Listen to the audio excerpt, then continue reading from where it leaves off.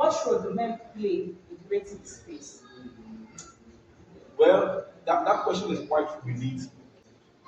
There are men who are particularly misogynists. They hate the gender role of women, especially when it comes to the place whereby the woman is leading. Some person just typically hate the fact that the woman is actually leading them.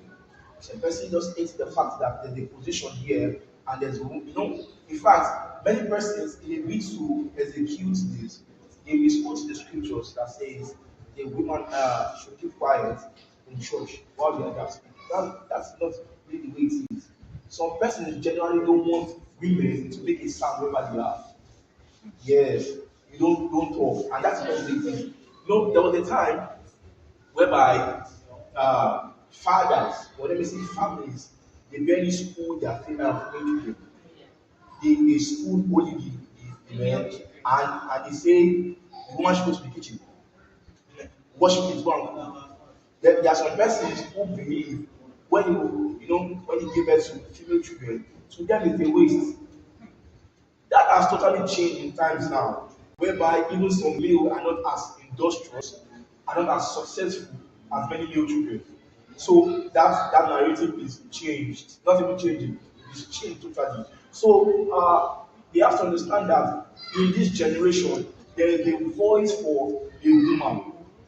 So you have to allow them. So one thing the men should do, starting from fathers, educate properly your female children, because the female journey starts from their home.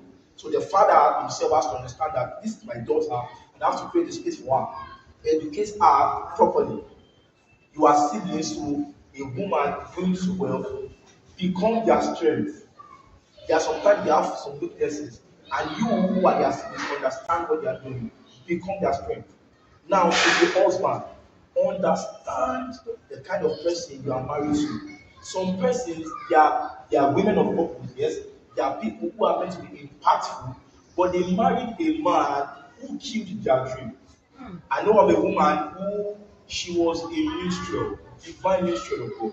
She was endued with capacity to minister in songs. Immediately she married, she stopped.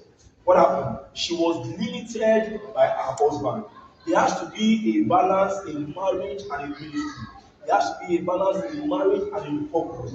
Many times when women marry, they give up their dreams. I was listening to please, what's his name again? Oh my God. Okay, okay. He was speaking about a woman being very careful, not marrying a man who will kill her dream. Now listen, a woman should be very careful. I don't want to use arrogant words. I would have said a woman should not be stupid. So because of marriage, give up on her dreams. Marriage should be because the commandment is that a woman should be an helpmate to the man.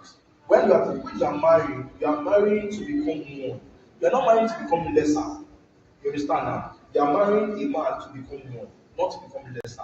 You are both one. So when you are married, you are to become an helpmate to your husband, and also your husband to become an helpmate to you.